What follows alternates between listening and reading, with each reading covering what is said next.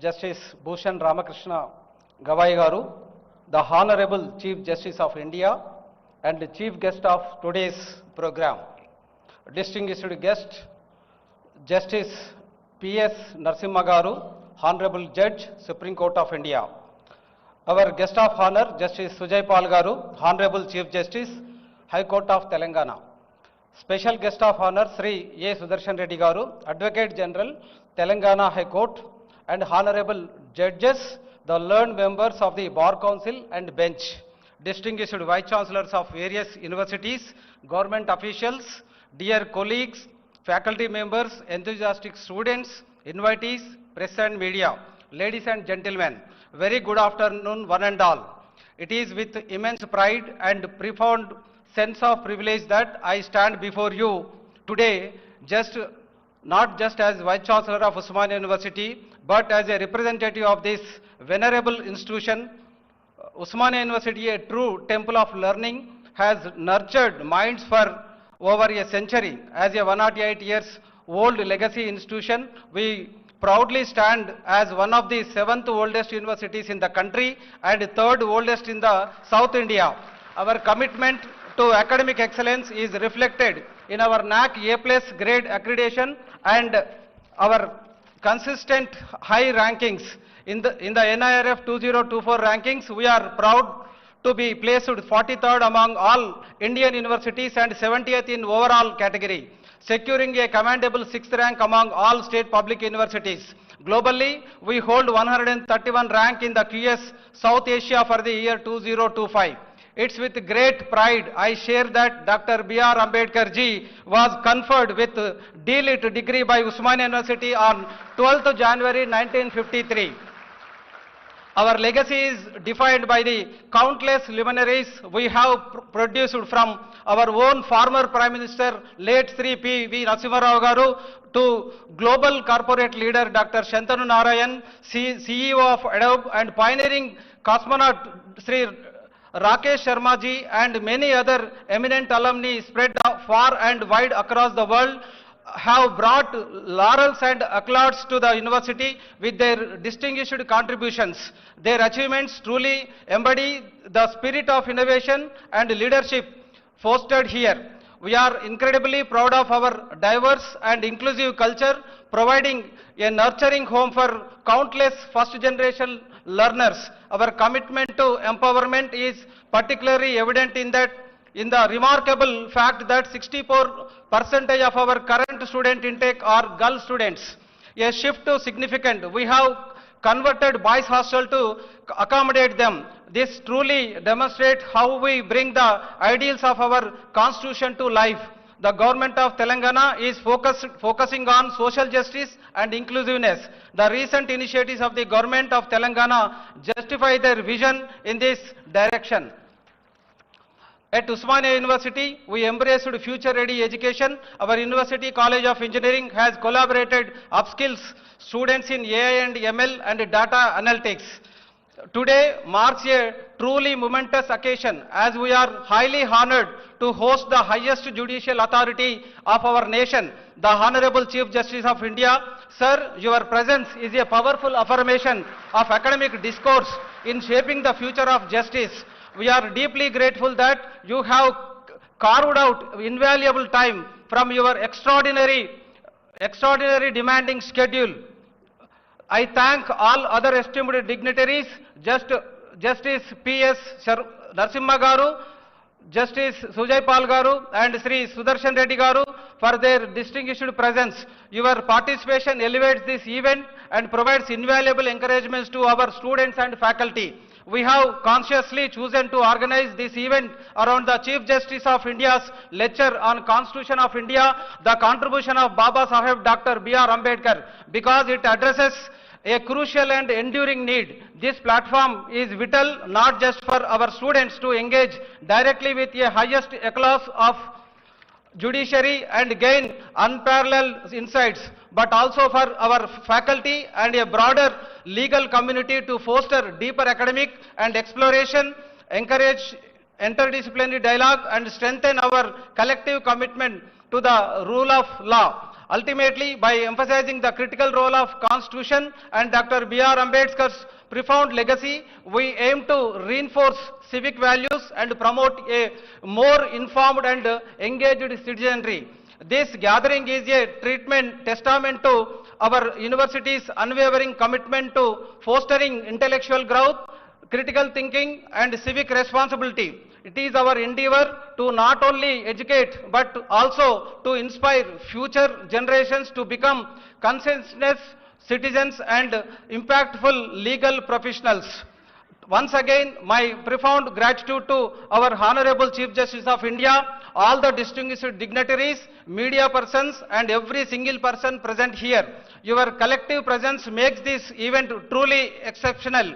We hope your time at Usman City today will be both intellectually stimulating and personally enriching. Thank you one and all. Jai Hind.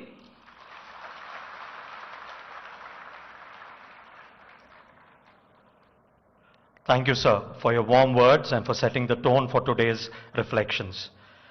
We now have the honor of hearing from Sri A. Sudarshan Reddy, Advocate General of Telangana High Court, an eminent legal expert and steadfast voice in upholding constitutional values. Sir, we request you to share your reflections.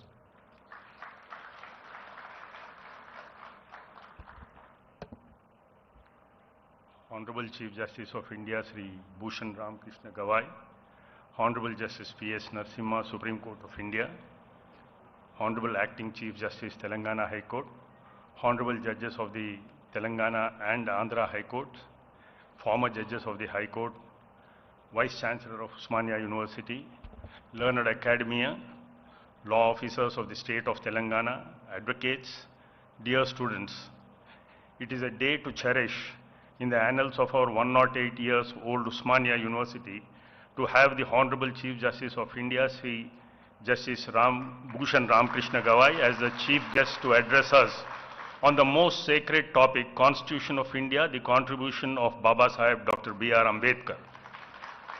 This 108-year-old university has many laurels, but to have the Chief Justice of India among us is a moment of glory. As for me, returning to my alma mater is euphoric as well as nostalgic. As General Secretary of the Students' Union, I invited Sri Swami Agnivesh, a social worker and the crusader for the removal of the evil of bonded labor and the pioneer of the celebrated judgment Bandhua Mukti Morcha, here on the stage. And today, after more than 4.5 decades, I feel privileged to invite the Honorable Chief Justice of India. Very few universities in the country can say that they had a retired Supreme Court judge as the Vice Chancellor of the university. Sri P. Jagan Mohan Reddy, after retiring from the Supreme Court, accepted the office of the Vice Chancellor of the Osmania University and steered the university from troubled waters. The greatest moment for this university was in 1953 when we were lucky and blessed to have the opportunity to award the doctorate, the honorary causa, to Dr. Baba Saheb B.R. Ambedkar on 12/1/1953. I went to Amaravati district of Maharashtra to invite the Honorable Chief Justice of India to Hyderabad. There, I have seen a few of the many educational institutions started by Sri Ramakrishna Suryaban Gawai, father of our Chief Justice of India.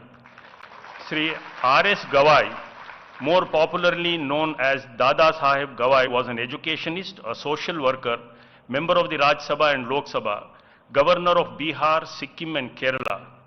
We have now with us Sri Bhushan Ram Krishna Gawai, Chief Justice of India, a great son to an illustrious father. I have had the good opportunity to hear the speech of the Honorable Chief Justice of India, Sri Bhushan Ram Krishna Gawai, on Ambedkar Jayanti on April 14 this year at the Dr. B.R. Ambedkar International Center in Delhi. The Honorable Chief Justice of India not only paid glowing tributes to Dr. B.R. Ambedkar's legacy, but also the ongoing relevance and his ideas and vision in contemporary India. The topic chosen for today is very close to the heart of this august gathering here of the honorable judges, academia, lawyers and students. This address is for us to cherish and retain it for posterity. Thank you.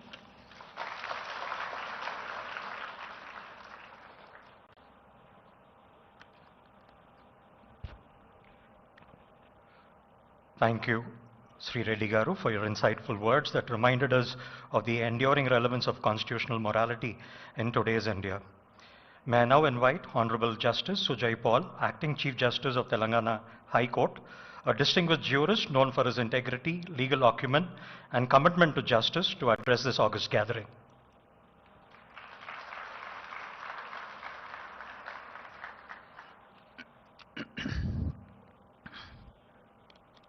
Honorable Chief Justice of India, Justice B.R. Gavai, Honorable Justice P.S. Narasimha, Judge, Supreme Court of India, my esteemed colleagues from Telangana and the Andhra Pradesh High Court, Honorable former judges, the learned Advocate General, respected Vice Chancellor, the members of the Academia, the ladies and gentlemen, students, the lawyers, the members of the Bar Council.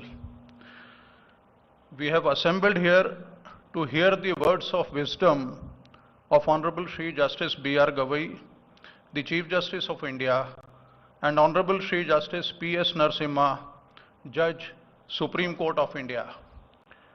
As a student of law, what I remember is that by October 1947, the first draft of Constitution was prepared by the Constituent Assembly. However, after 2.5 years of intense debate and discussions in the Constituent Assembly, the Constitution of India was finalized on 26 November 1949. In the Constituent Assembly, the common concern of members was whether our Constitution is being drafted in the right direction or not, because it was going to be the roadmap for a new nation for years to come. Addressing such common concerns, Dr. B.R. Ambedkar gave a wonderful answer which is very, very close to my heart, and I quote, "However good a constitution may be, it is sure to turn out bad because those who are called upon to work it happen to be a bad lot. However bad a constitution may be, it may turn out to be good if those who are called to work it happen to be a good lot." Very important thing which Dr. Ambedkar said, the working of a constitution does not depend wholly upon the nature of the constitution. A leading Commonwealth historian of that time was not impressed by Indian Constitution. While delivering a lecture on India's Constitution at the University of Madras in the year 1951, Sir Ivor Jennings described the Indian Constitution as too long, too rigid, and too prolix, and said that dominance in the Constituent Assembly of lawyers, politicians had contributed to its complexity. He criticized the Constitution of India as truly oriental display of Occidental constitutionalism. Senior Advocate Fali S. Nariman, in his book, "You Must Know Your Constitution," remarked that the same Sir Ivor Jennings had been entrusted with the task of drafting the Constitution of Sri Lanka, and he took great care and pains to see that it endured. But the Constitution of Sri Lanka lasted for only 14 years, which only goes to show that a finely worded document has no guarantee of success. As Dr. B.R. Ambedkar rightly said, it is only a spirit of constitutionalism that helps to keep it alive and functional.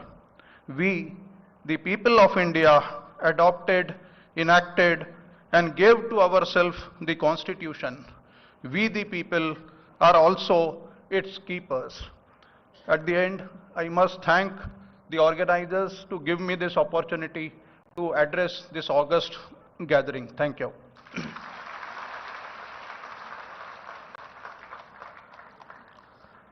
Thank you, sir, for your address that truly reaffirmed the strength of our judicial institutions and the spirit of equity.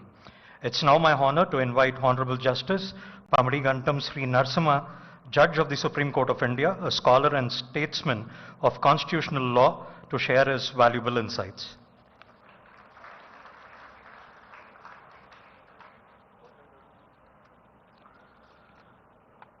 Nothing in the recent past could have given me more pleasure than today's event. The reason is threefold. The first and foremost is this event is in my city, Hyderabad. Second, it is in my university, the Usmania University. Third, and very importantly, it is by my chief, the speech today, Honorable Chief Justice of India, coming to my city, to my university, and speaking on Constitution of India and the contribution of Ambedkar in this historic Tagore Hall. Thank you very much, Chief Justice. Thank you very much. Justice Sujay Paul, Chief Justice of Telangana High Court and his companion judges, Learned Advocate General Sudarshan Reddy, Vice Chancellor Professor Kumar, esteemed gathering, students and professors. Because of time constraint, I will just indicate three important thoughts that pass in my mind on today's event. Dr. Ambedkar shares an enduring and historical relationship with the city of Hyderabad. He actively supported social justice movement in the country. In a powerful incident narrated in his autobiography, The Waiting for a Visa, he stood in solidarity with Dalits of Hyderabad who were denied access to water from the public tanker by dominant caste groups. Dr. Ambedkar's support acted as a moral strength to the movement and amplifying the demand for equal rights. Dr. Ambedkar's anti-caste movement also greatly influenced B.S. Venkatrao, former Adi Dravida Society in Hyderabad. The second incident also very interesting. That is, late Nizam of Hyderabad held deep admiration for Dr. Ambedkar. He offered him the prestigious position of Chief Justice of Hyderabad State. He remarked, his remarkable gesture reflected Ambedkar's legal brilliance and his commitment to justice and equality. But Dr. Ambedkar did not accept the offer, as he wanted to actively work for social causes. In his speech, he said, "Legal practice and public service are thus the alternating currents in my life, and I do not know on which current my life will be, either AC or DC." Honorable Chief Justice has quoted the last word of Dr. Ambedkar as he presented the Constitution. He said, if you have good men, you don't need this Constitution. And if you have a very good Constitution, if you don't have good men, it's of no avail. The greatest fortune today is that the idea of Ambedkar is actually realized with the appointment of my Chief Justice as the Chief Justice of India. It, I believe, translates his vision of interpretation of a good constitution by a good human being. With this, and because of the time constraint, I know all of you are waiting for the speech of my Chief Justice. I thank the Vice Chancellor and all other organizers my opportunity given to me. Thank you very much.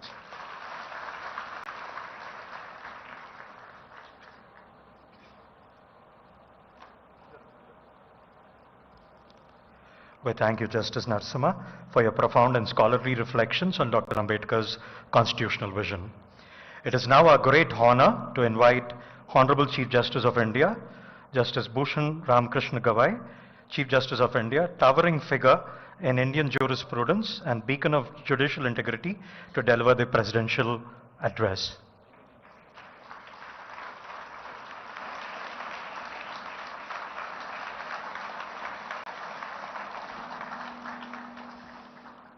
Esteemed dignitaries on the dais and esteemed dignitaries in the audience, Pardon me for not taking any names because I thought that I will get an opportunity to speak at least for half an hour or so, but I've been left with only 15 minutes.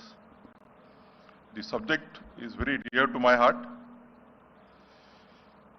Dr. Babasaheb Ambedkar and his contribution in making the Constitution of India.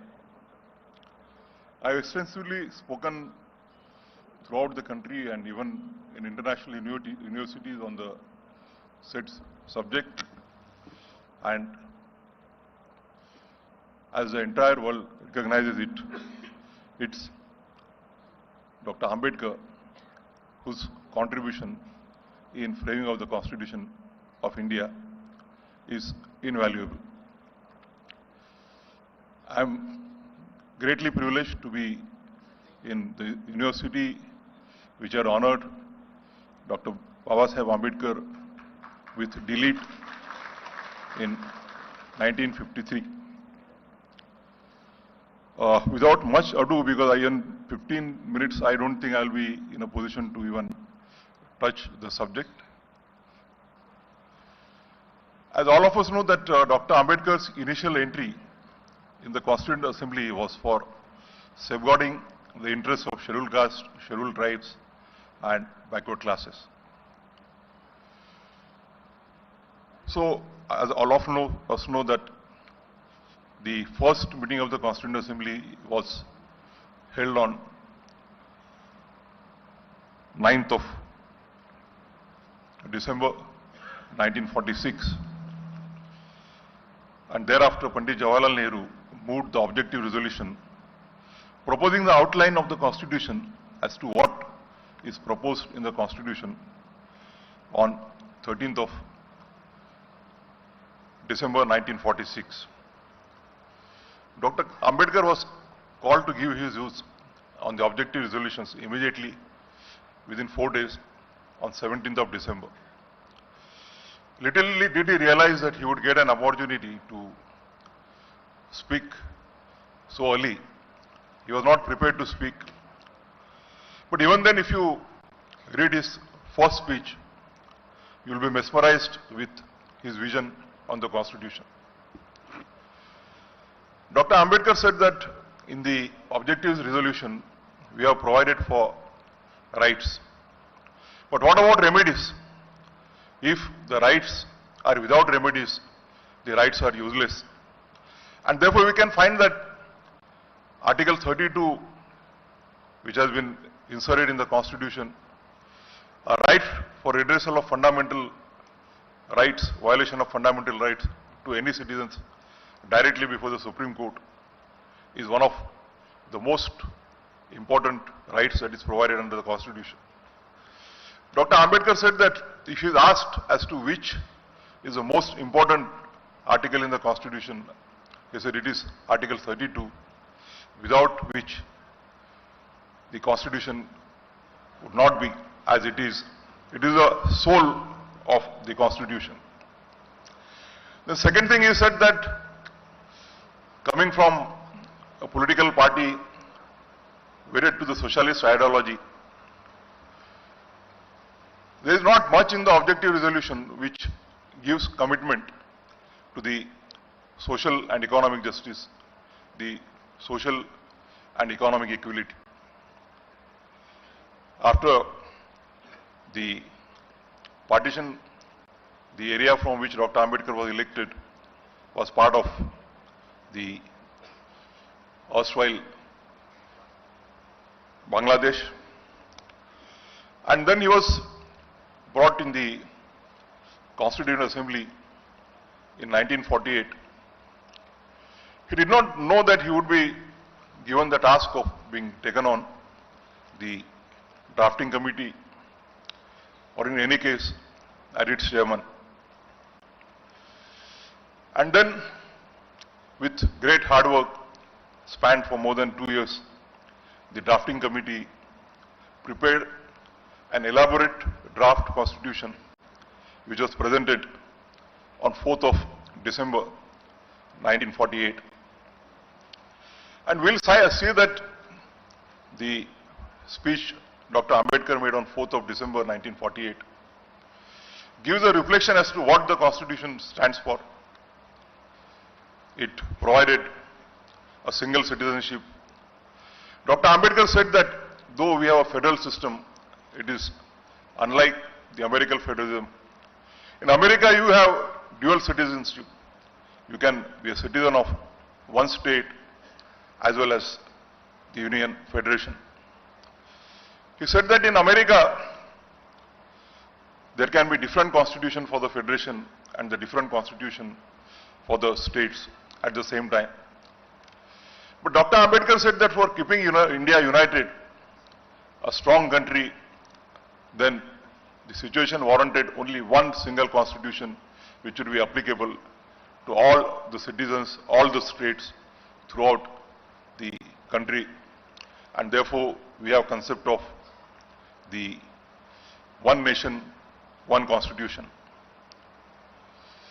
Then we have part 3, fundamental rights, which provides for the rights which are so primitive or so necessary for making a human life with a dignity. And though Dr. Ambedkar wanted to bring some of the principles in the fundamental rights, he could not do it, and therefore his contribution is the part 4, directive principles of the state policy.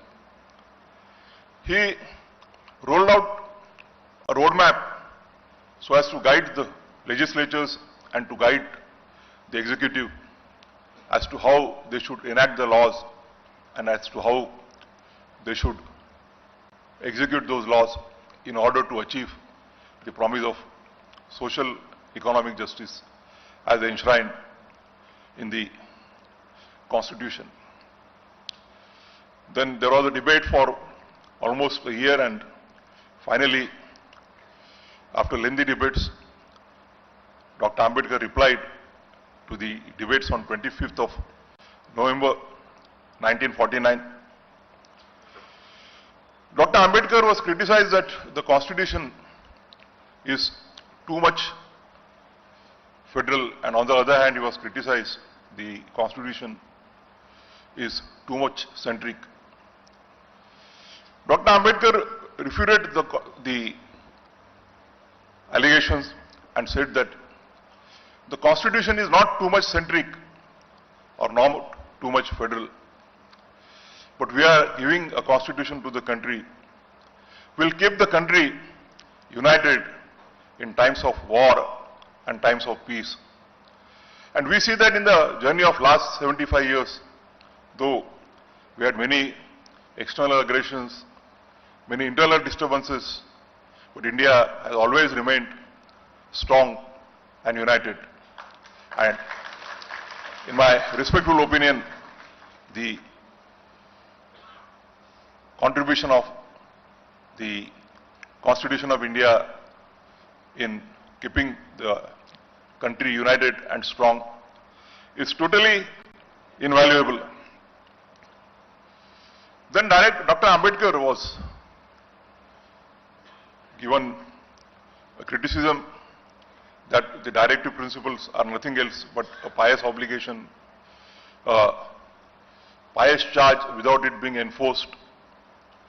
And he said that the directive principles may not be enforceable in court of law. But we are not providing a constitution so as to provide a particular party to come in power like some of the countries. But we are providing constitution so as to provide a mechanism in which this country will progress, will act. And he said that the directive principles may not be enforceable in court of law. But whenever a political party in power goes back to electorate after 5 years, it will have to answer the electorate as to what has happened to the promise of constitutional social and economic justice. And we will therefore see that in the last 75 years, the country has done steadfast progress in that. Though the initial journey was of a conflict between the directive principles and fundamental rights, and whenever there was a conflict, the directive principles should give way to the fundamental rights. The fundamental rights would supersede and the directive principles were subordinate to the fundamental rights. But we see that in 1973, 13 judges of the Supreme Court almost unanimously answered that directive principles and fundamental rights together are only the conscience of the Constitution. They run parallel to each other, at times intersecting each other. And though the fundamental rights are there to protect the primordial rights of citizens, the directive principles will provide a guidance to the legislature and to the executive so as to achieve the goal of the social and economic justice to which our preamble itself has wedded. Dr. Ambedkar was also of the view, he was also criticized that the mechanism in the Constitution, one side alleged that it was too rigid and one side it alleged that it was too liberal. But Dr. Ambedkar said that we can't plug the Constitution for times together. We have to provide a space for the future generations so as to meet the societal challenges and amend the Constitution so as to suitably take the societal and economic challenges and answer them. And therefore, we see that his vision could be seen in the first amendment of the Constitution itself in 1951. In 1951, the state of Tamil Nadu had provided a GO providing reservation for scheduled caste, scheduled tribes and backward classes in medical seats. However, that was challenged on the ground that it was violative of the equality clause enshrined in Article 14 and 16. The Madras High Court upheld the challenge and the Constitution Bench of the Supreme Court also upheld the challenge. And therefore 1951, Article 15(4) was amended so as to enable the state to provide reservation for backward classes, for scheduled caste and scheduled tribe. And therefore we also find that in post-1973 and particularly post-N.M. Thomas in 1976, the journey of affirmative action so as to bring the millions of citizens who for their no fault were made to be away from the mainstream of the society and to join the mainstream. And therefore, as I said in the beginning, it will be not possible even to touch the subject if the learned Advocate General and the learned Vice Chancellor give me an opportunity after 24th of November. I would certainly like to come again and engage you in greater detail. I thank you for giving me this opportunity.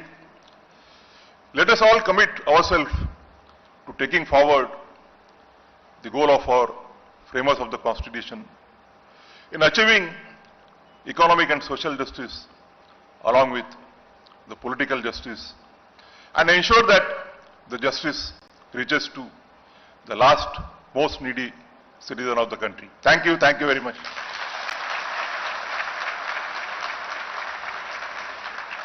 I think you can do a better job by putting your hands together for the wonderful speech that was made.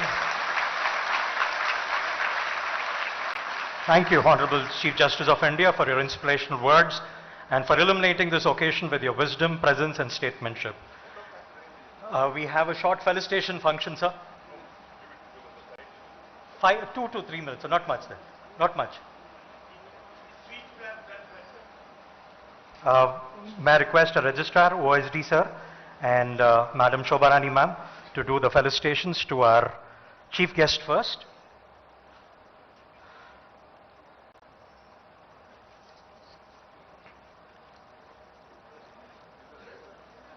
Yeah, we're glad to have wife of our Honorable Vice Chancellor, Shobharani ma'am, as well in the felicitation party.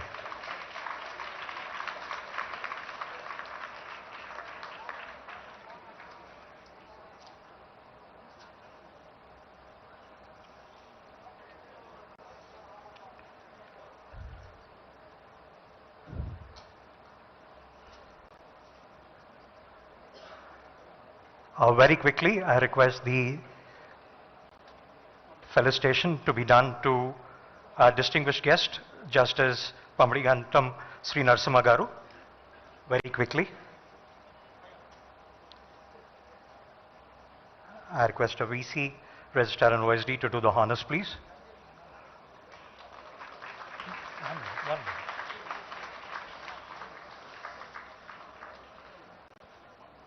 To the guest of honor, Justice Sujay Paul Garu, Honorable Acting Chief Justice of Telangana High Court.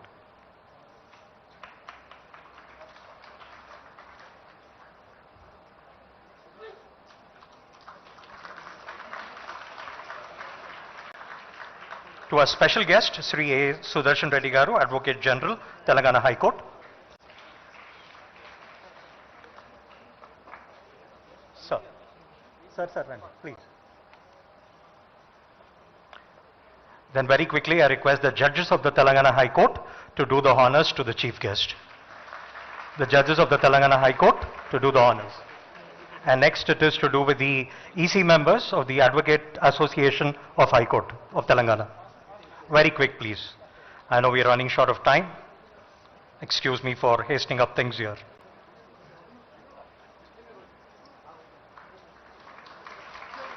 As the Advocate Association of the High Court of Telangana. Very quickly, I request the members of the Postal Department to commemorate today's celebration. We are pleased to release a special cover and postcard. I request the Honorable Chief Justice of India and Dr. P. Vidyasagar Reddy, Chief Postmaster General, Telangana, to kindly unveil and release Art and Calligraphy in Constitution of India, a set of postcards.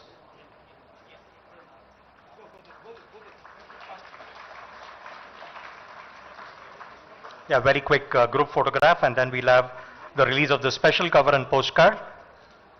Really delighted to have in our midst Dr. P. Vidyasagar Reddy, Chief Postmaster General of Telangana.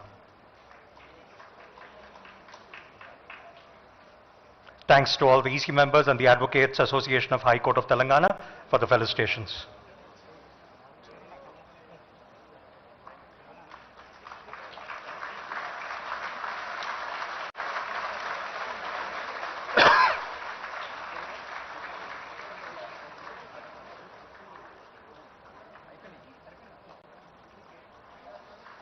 That's themed art and calligraphy in Constitution of India, a set of postcards.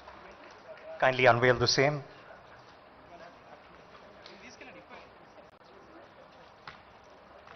Careful, careful.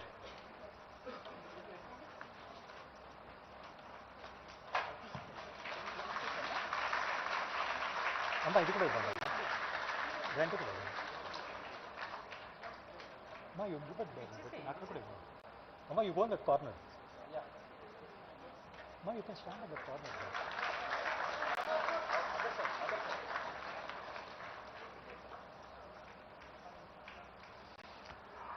May I invite our Dean Development and UGC Affairs, Professor B. Lavanya ma'am, to give a short and crisp vote of thanks.